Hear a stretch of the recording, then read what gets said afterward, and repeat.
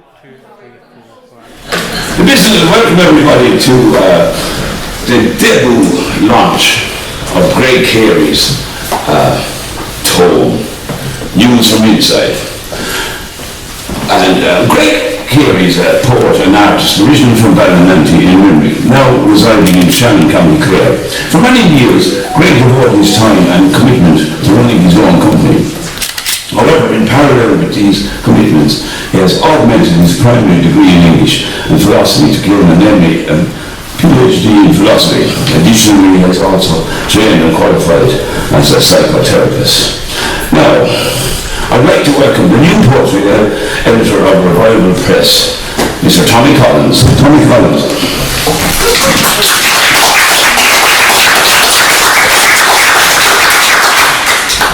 Tom, I was also in and out Queen Shola, Kate, Queen, it's a go. Revival Press, obviously Limerick Writers Centre. So as Tom said, my name is Tommy Collins, and I'm delighted to have been appointed the new poetry editor of Revival Press. I wasn't directly involved with this book, but I'm really looking forward to the project that we have ahead.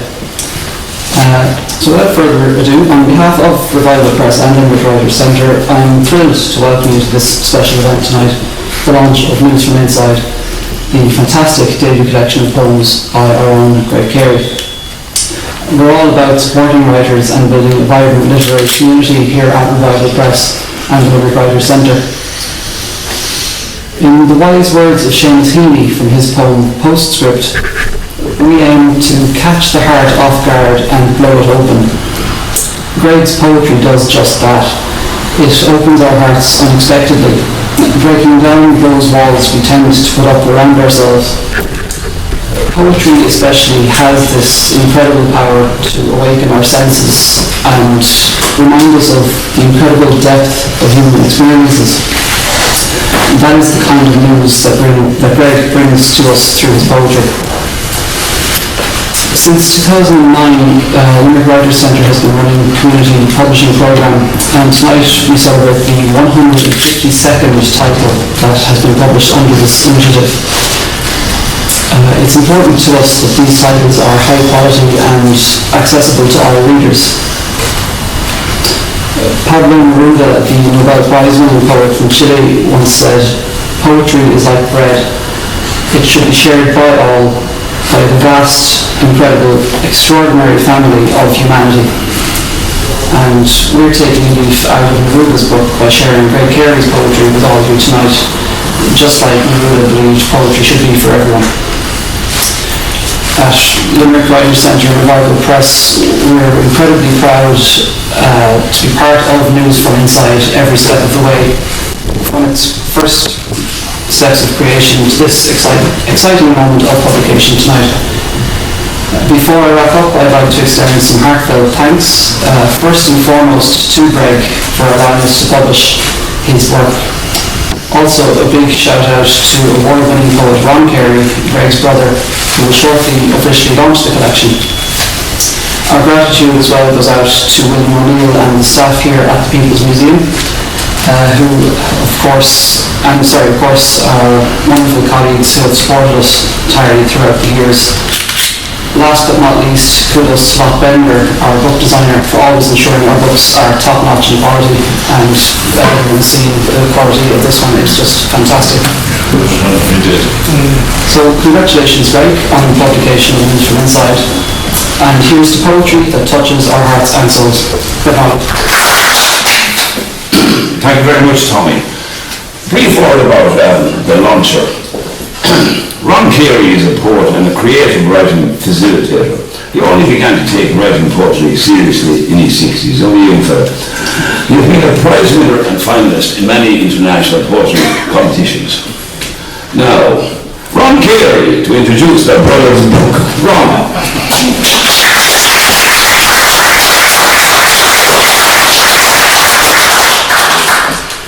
Well,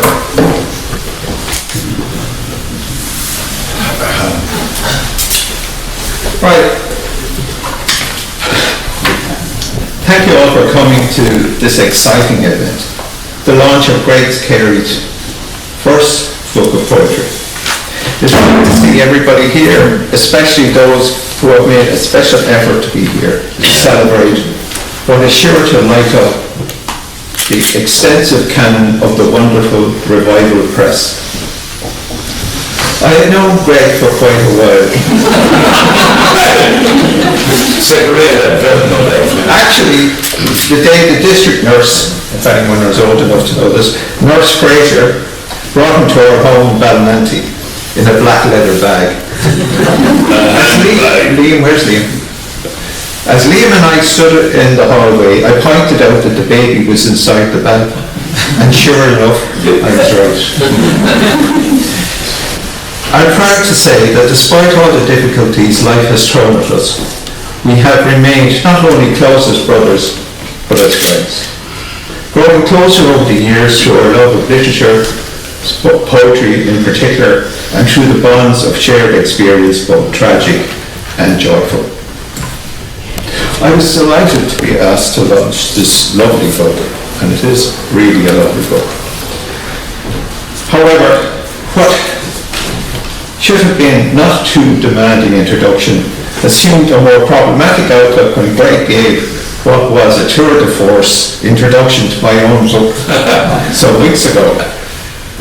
This is sibling rivalry, this is called. Bring it on.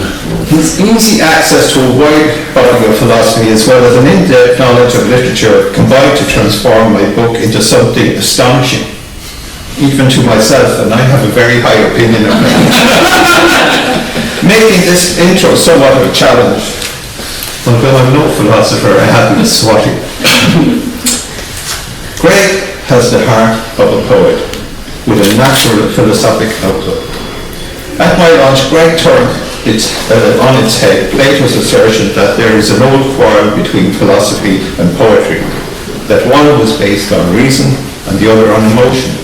He demonstrated that they in fact work well together on the page, and now shows this in his book. Greg had a significant birthday recently. 50 is a significant And as you may know, I'm a passionate advocate of people blossoming in later life. We are never too old to create something joyful and amazing. That is why I ensure that this is only the first of many books by Greg. As that well-known philosopher David Bowie said, aging is an extraordinary process where you become the person you always should have been. So it seems that Greg also thinks that life is about becoming. As he says in Do We Become the Things We Love? This poem tells us everything about the spiritual intensity and the loving person of the poet. Do we become the things we love? Which is really a couple of lines from it.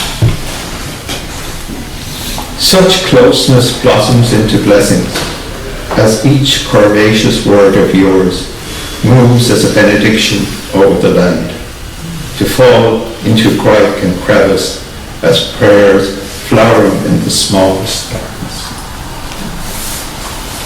Greg and his lovely wife Olive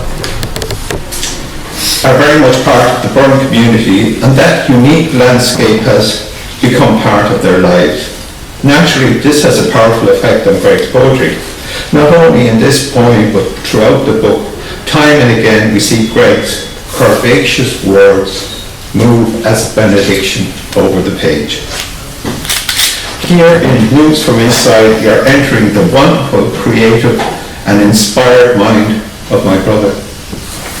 His poem asks us, as Leonardo da Vinci did, to learn to see, realize that everything connects to everything else, that coming from nothing, we all finish at the same point, and somewhere in between we have the possibility of having everything that anybody could need, if we only really look. In books like these, we can find evidence of a universal interconnectedness.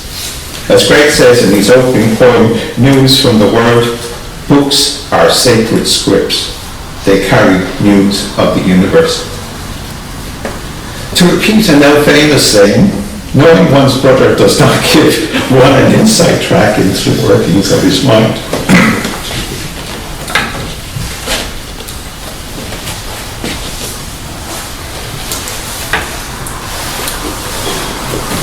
But even if you never met Greg, with its brilliant colour plates, yes, he paints as well, which I think makes him somewhat unnecessarily over-talented. And great production values, the book reflects the high standards that the poet is striving for and succeeds in reaching time and time again in this collection. There are many stunning lines and thoughts in these poems, and like all beautiful things, there is a dreamlike otherworld quality about them. For Greg, like Wordsworth and O'Donoghue, nature holds a pivotal position in his poetry. But to put one's finger on the pulse of this collection, one would say that, like Keats, his passion for beauty is his pole star. The beauty in people, in nature, and in words. Beauty found in poems like Estuary. In late summer, when the river turns, if you bend down in the warm fields, it is possible to hear the secret words of the white butterflies. Greg is also concerned with the human condition. He reaches to the lost and lonely, feeling a human symphony that overturns all else. As in the poem Message in the Book, where he says he has now become the keeper of the discarded. Elsewhere, Greg's imagination comes to the fore with a wonderful poem like Speaking. She carried river-rounded stones in a bag tied with prayers. I wonder if, like the stammering Claudius, she put them in her mouth at night, the tide of her words rolling then towards the beach of her lips. Naturally, our memories coincide in many of the poems that tackle the life of the three of us, Liam, Greg, and myself, with our parents. Both of us celebrate the genuine humanity of our parents and the unconditional love they gave us. And in particular, the love of language we inherited from our mother, Lily Newman. Lily's Broken Child. All the books in my library hold nothing compared to your impromptu recitations that spilled out pieces of poems and shards of songs like fragments from a box of broken china, falling into the rough quarry clay of my childhood. Even though there is only 4 years between Greg and me, 54, when we were young men, he seemed to inhabit a different world. Whereas Liam and I seemed to be carved in the image of our father Bill, Greg was always a free spirit with roaming inclinations, more like our mum, Lily. In the night Jesus came to Kilkee, which is a gem of a poem, he captures his young self brilliantly. I won't read it because I have to give away the ending.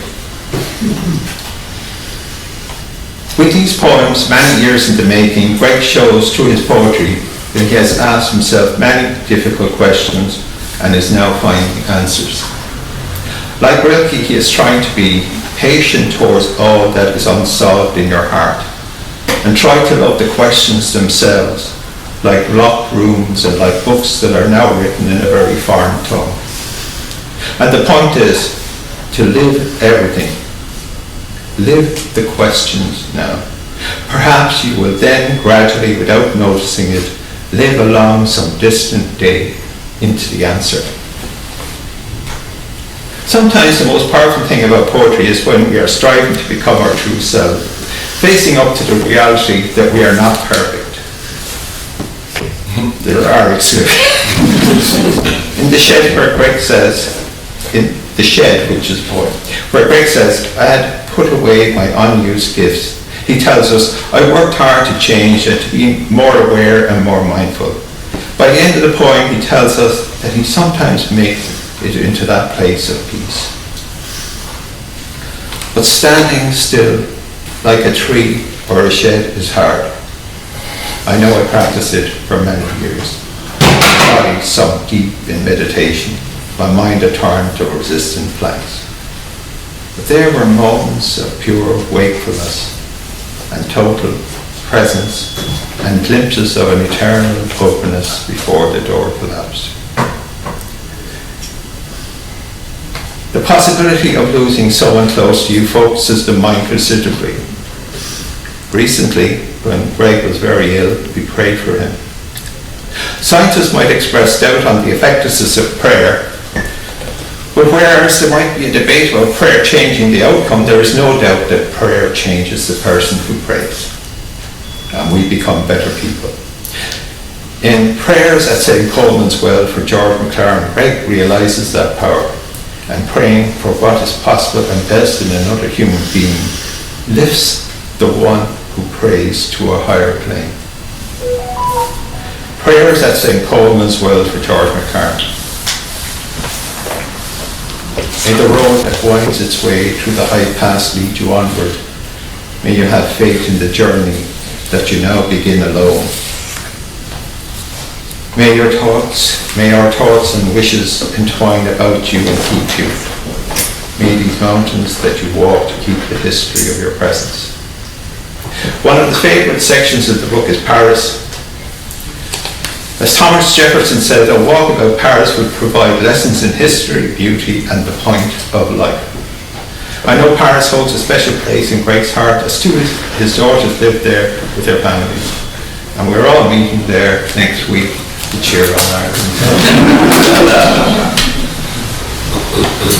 Although being with family is uplifting, Greg's reflections on Paris are in contrast to the all-embracing landscape of the Burn, as in Metro Refuge. In the deep, the heat vibrates close to touching. The polished bar of the train we cling to is a wishbone of stability. As we are flung out forwards to a new horizon, concertina together, we are waves of solitude that ebbs and flows as the doors open and close. In these poems, Greg shows us the very personal effect the city has on him. In these poems especially, he comes close to the understanding of the mystery of other people. Sometimes being separated by culture and language, we can hone in on the lives of others unencumbered by preconceived notions of partiality. All of this is perfectly distilled in words that flow across the page in poems like The Blue Wall. In Montmartre, behind the old carousel, with its magic painted horses ceaselessly turning to the sound of circus tunes, love's roundabout has come to rest for the pilgrims who come to stand before the Blue Wall. The Blue Wall is a mural adorned with I love you 311 times in different languages. The artist wanted love to create a place of reconciliation, and this is something that Greg is seeking within the poems. Words from the Heart, another section, could be described as a section on love, but in reality the whole collection is about love. However, here Greg is more specific in naming those who have captured his heart, his family, and the total, gentle, compassionate, always forgiving love of a grandfather for his grandchildren and other children in the family. As in, have no doubts for Ellen. Never doubt the flame of love around you. Never doubt the perfect source from which you grew. And now that I've started on the grandchildren, I have to keep going. Love is, for Aya, love is a community of small things, the fall of frost in a slow winter, the half-hidden sparrow in the white brambles, the draw of a flower to go beyond itself in flowering. That's a beautiful line. The draw of a flower to go beyond itself in flowering. The greatest blessing for Savannah. In every waiting seed in the faded garden, a whole universe tells of your arrival. Even the thought of you appearing passes over me like a bright star passing through the night sky. Every mention of your name is a blossoming of joy, as radiant as the gold light that clings to a winter's evening. Inventing blue for Evelyn. The day begins tumbling head over heels into the adventure of buttercups, the magic of magpies and the dream of daisies, a secret conversation with trees and the cathedral of birds above you. That day you invented the colour blue. While you were dreaming, for Rian, while you were dreaming, 1,000 stars have come and gone, 1,000,000 oceans have run on, a galaxy of hope we've spun, while we listened out for you. The final section is travelling through the dark. While these poems are sombre, they hold within them the seed of hope. They can't help themselves. They're Greg's poems. Even in the face of death, when we all feel completely helpless, as in the poem Giving Way, which tells of the loss of a beautiful soul and a much-loved aunt. The walls crumbled, her life narrowed, the doors rattled, slammed shut, my soft cheek against her cold, hard skin. Is this how death feels? These are times when we are asked the biggest questions, questions about existence itself.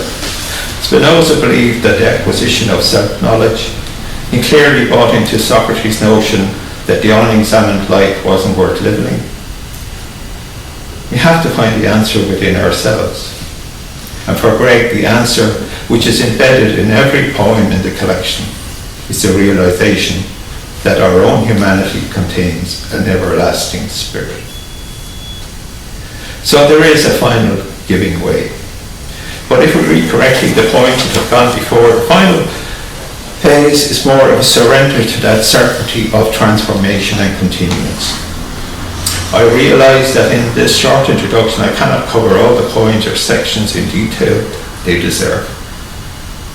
For instance, one brilliant section, Conversations with Icons with Blake and Palmer, could do with a talk on its own. But I hope that by giving you a flavour of the poetry and a few signposts that I have spotted as one of the first reporters on the scene with news from the inside, will whet your appetite for Greg's poetry.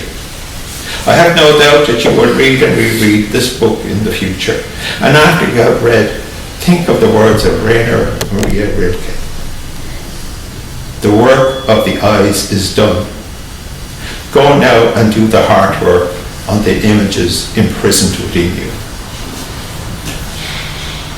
I know I, for one, will carry those images always. Thank you.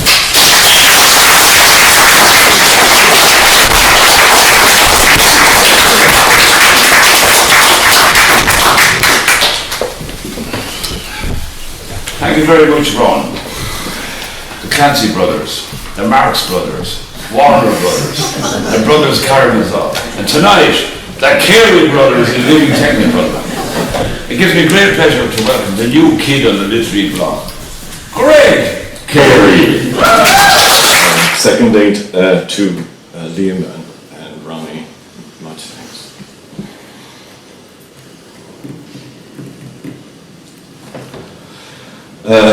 To all who read the original drafts, thank you.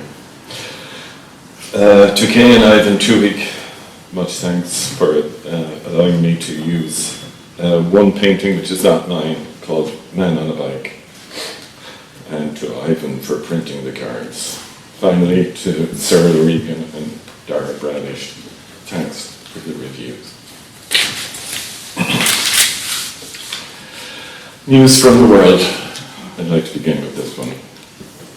News from the world ponders if the note that was inside when I bought this book was really meant for me and not for the person that was originally sent to.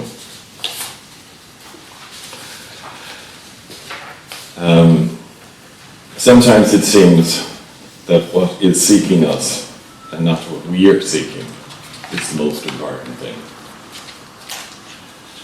And I've just confused my notes now just to add to the whole confusion.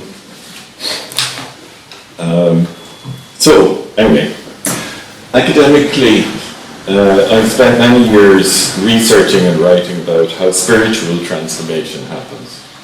I have looked at what are the circumstances and what are the dynamics that bring about real change. How would you know if transformation is happening and that you are not simply moving furniture around the same old mental constructs? It should not be surprising then that these themes should figure prominently in my poems.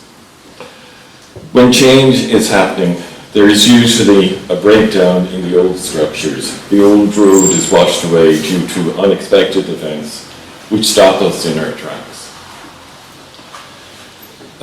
We can feel lost without a direction. In these times, it is important to stand still and wait attentively for the universe itself to send a message.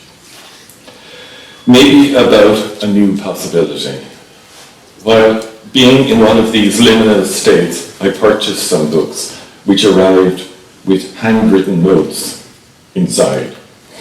These events gave rise to the title News from Inside, and the idea of putting cards, which you've probably found, as notes to you guys, maybe as well.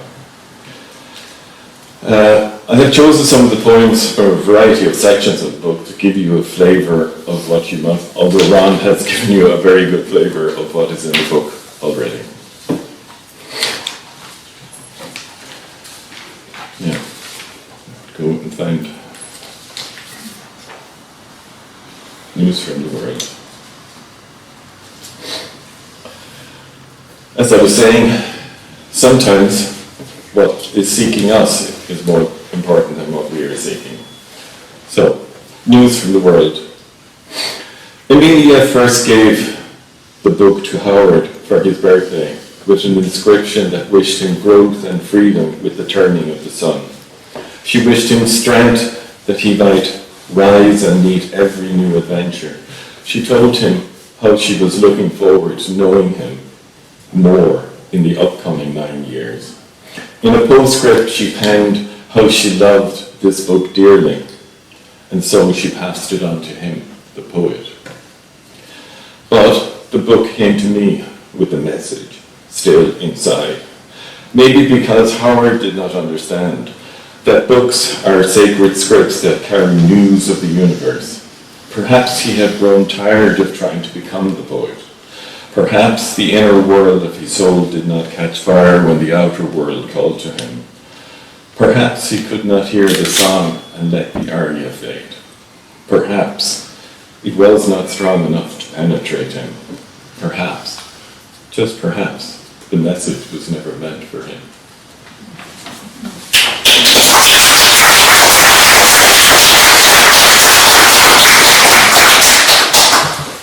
In any attempt at transforming or changing, there is nearly always a conflicting dynamic of trying to hold on to the old ways, or remake them, or bind them back together, that have the things that have been torn apart. The real task is to remake anew, and this is a religious act from the Latin redigare, to bind back. There is only so much patching up that can be done on worn clothes, or the old worn-out ways that no longer serve us. However, the attempt, doomed to failure as it is, brings deeper and deeper understanding with every failure. In this poem, House of Religion, I remember how we used to get shirts mended. Ronnie will remember this, and Liam will. We used to get shirts mended and other worn clothes altered to last longer by a neighbour, who paradoxically dressed beautifully, but could be seen waiting outside the local pub for it to open. House of Religion. She turned shirt collars inside out when threadbare days were worn to the stiff collarbone. Long nippy fingers unpicked unpicked threads of grimy moments one by one, but under the fold, always the wound, unbanded septic fibres, shred and part. What's gone too far could never be saved. Your coat and scarf, the finest quality, hung on a broken lamp with a rickety stance. This was the blessed house of disassembly, of parting and remembering. This was a house of religion, the ragged table, a broken tabernacle on which you attended to the wounds, binding back the almost lost communion. This was the place where sacred bobbins spooled out the day's repairs and unwound the spindle tension of salvation between the frayed edges of the pub's opening and closing hours.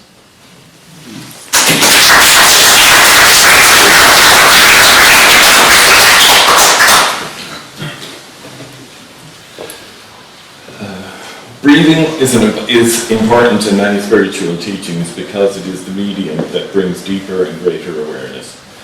It is that which anchors us to the here and now, as we are always breathing in the present. Breathing in, I know I am breathing in. Breathing out, I know I am breathing out, is the simplest meditation. In meditation, it is also the medium that sends forth light to transform the entire world and reabsorb the transfigured world back again. In my poem, Breathing, I'm particularly remembering when we used to go swimming in the Shannon, walking along the disused railway track, out along the long pavement, for those who know where that is, to the point where we swam.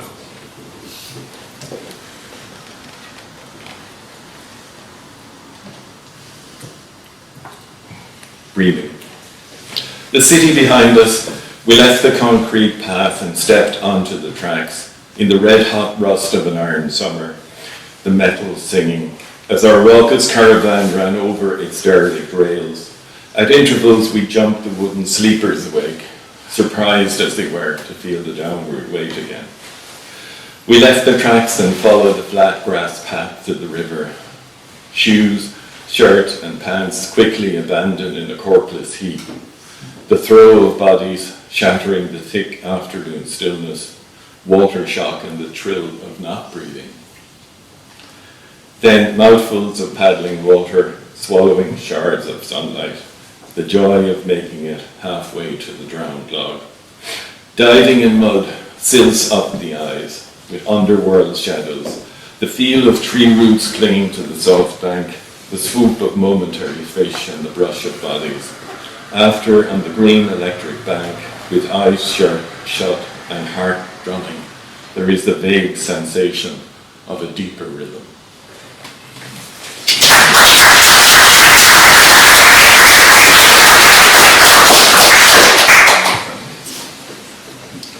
This next poem, called Pery Sq, is set in a small town in Tuscany in Italy, famous for its Carrara marble and for having many artists who work there in marble.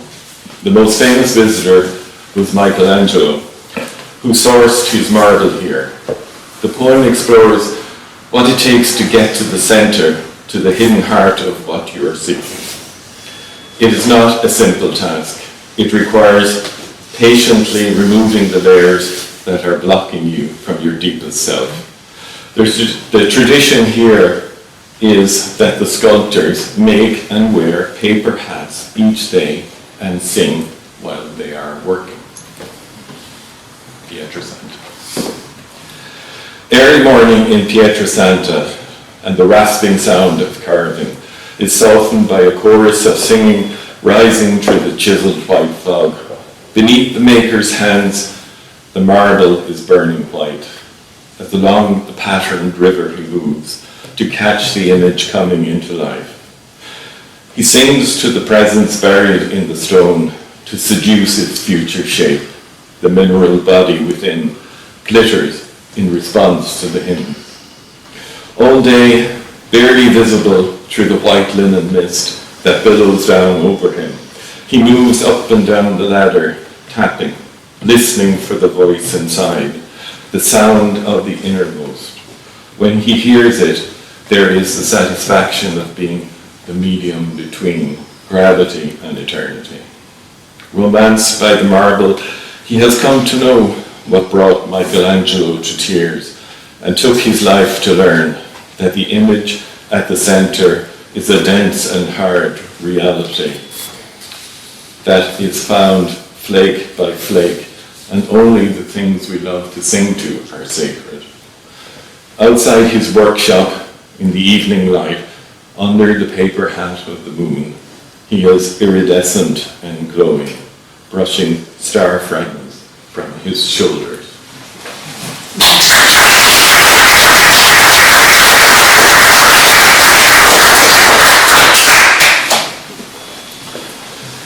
Paris poem had to be. Alison wanted my daughter to live in Paris this year. As Ronnie said, two of our daughters live in Paris, so we visit regularly. This poem describes Paris in July, and when most sane Parisians have left. For those left behind, there is Pery Sq, a beach constructed along the canal with the usual entertainment that you might find on a holiday. My poem tries to capture the excitement and contrast it with the man I observed sketching on bits of paper.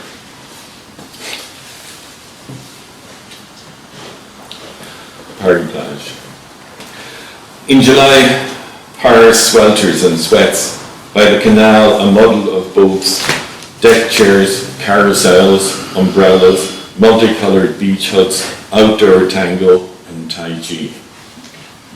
Wild children flash across the sky on excited zip lines that carry them over the fluid world into the thrilling.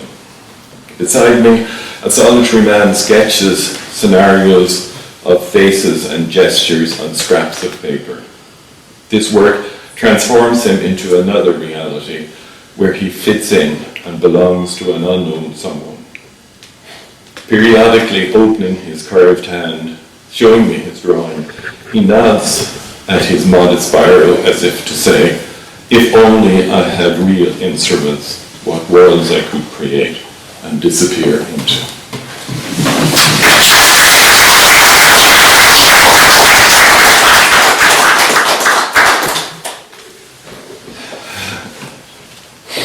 This particular poem, Notes on a Tree, came about through looking out of my back window at a tree growing in our backyard.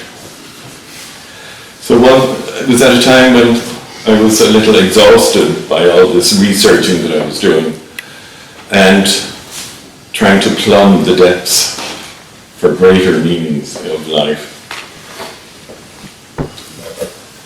So this poem, Notes on a Tree, suggests that we must be still and pay attention and embrace whatever arises from the wood or the material that makes up our lives, because it is there that our future selves resides. So sometimes the answer isn't that far away, it's in our own backyards. So I always like this first line. Everything you need to know, the ash tree knows. It is a ritual of witnessing that never moves beyond the miraculous swerve of its own frame. It is a presence embedded deep in a dark adventure, where the erotic swing of its hips is shaped and minted by the memory of the forest in the singing seed. In the dark underground wood of the body, there is an ash tree planted, where the ancients say secret ruins hang. Enchanted words are notes that fall to life, caught in the silver pale of the humming voice. One's destiny can be heard, they say, tumbling along the rough rail of its skin. You must listen for the sound that billows out of your own crooked timber and coils around the clay of your being, the bend of your future in the curved geometry of time.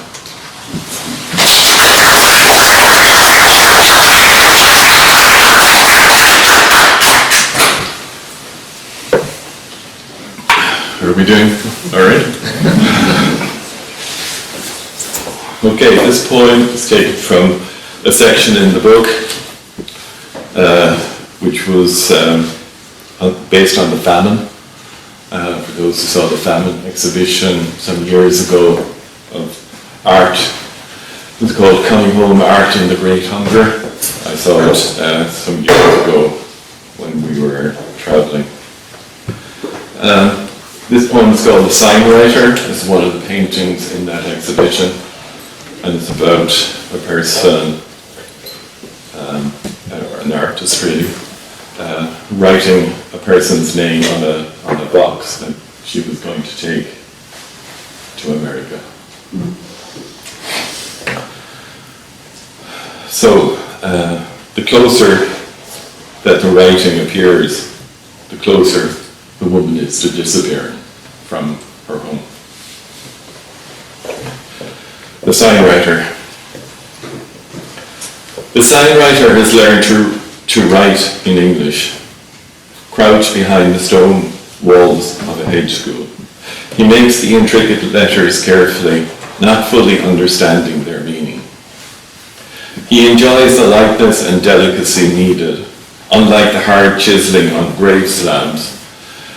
Under the words, sunken into the rough skin of the box, there is a hunger following the path of letters. Meanwhile, by the winter's window light, a mother holds a mirror tightly for her daughter, as if the effort might keep her daughter's image enclosed and sealed inside the glass. Her father tenderly touches the freshly painted box. His reverence usually held for touching gravestones. He knows the more her name appears, the closer she is to disappear.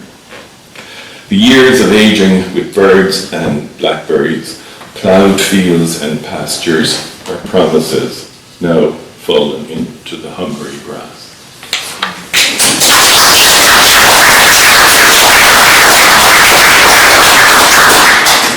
Let's take a drink of this.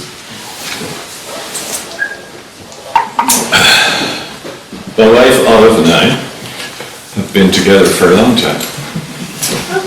45 years this weekend, she reminds me. I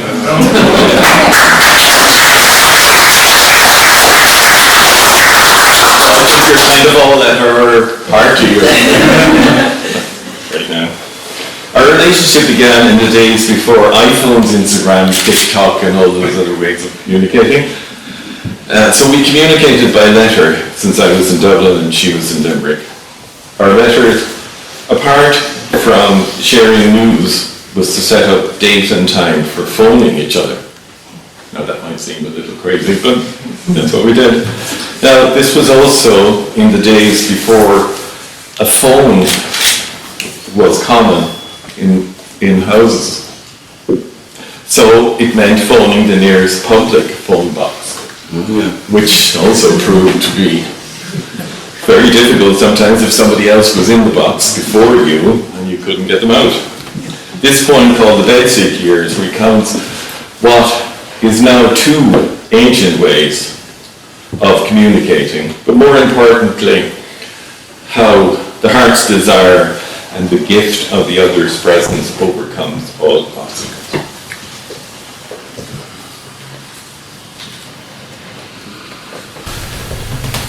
In the bedsit years. In the bedsit years, time was a thread of sleepless letters, formula written on blue-lined paper, the precise alchemy of time, date, and place to overcome absence. After descending the waiting, dawdling with images of desire, the thud of your answer siding through the frosted air to land on the cold tiled floor. At night, the phone box was the dark confessional shed of secrets, where a dim light stutters awake, the crumpled paper ghosts huddled in the corners, discarded bounty of failed promises. The cold feel of bakelite, the click of time recorded, the fall of pennies into the well of anticipation, the sound of your voice, a plunging silver cylinder into the first syllable ah. My body become an ear to whispering, a tenderness of frail disclosures rising, your words a bridge over the architecture of my aloneness.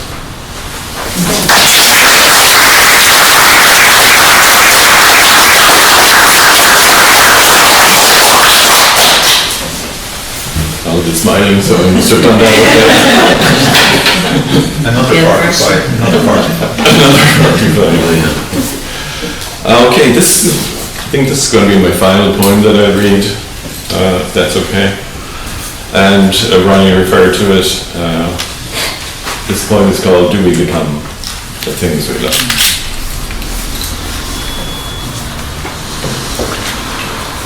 This one was written some years ago now, in memory of John O'Donoghue, the philosopher and poet from County Clare, and continues to explore the transformative effects of the people and things we like. So, I'll thank you all for coming at this one. Do we become the things we love?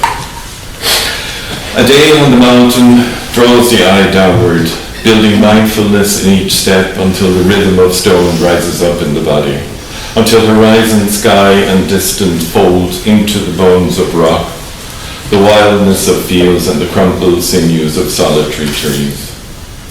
Such closeness blossoms into blessings as each curvaceous word of yours moves as a benediction over the land, to fall into the crag and crevice as prayers flowering in the smallest darkness.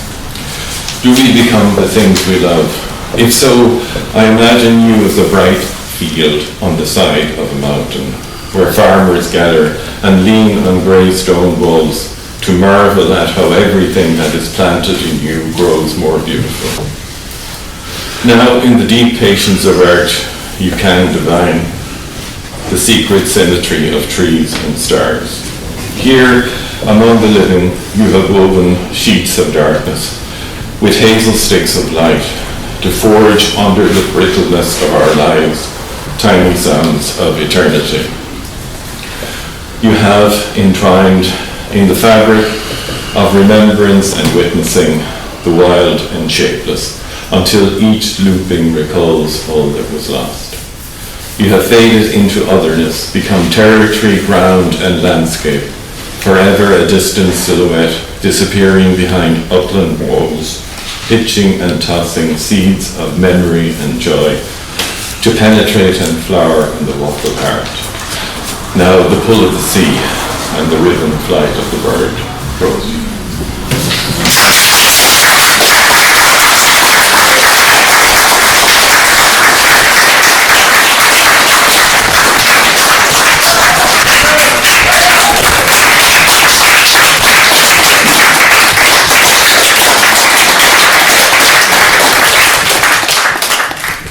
Make two people in the audience very happy. To wit, our much harassed, long-suffering publisher, Dominic, and the new kid on the block, Greg Carey. For Christ's sake, buy the book.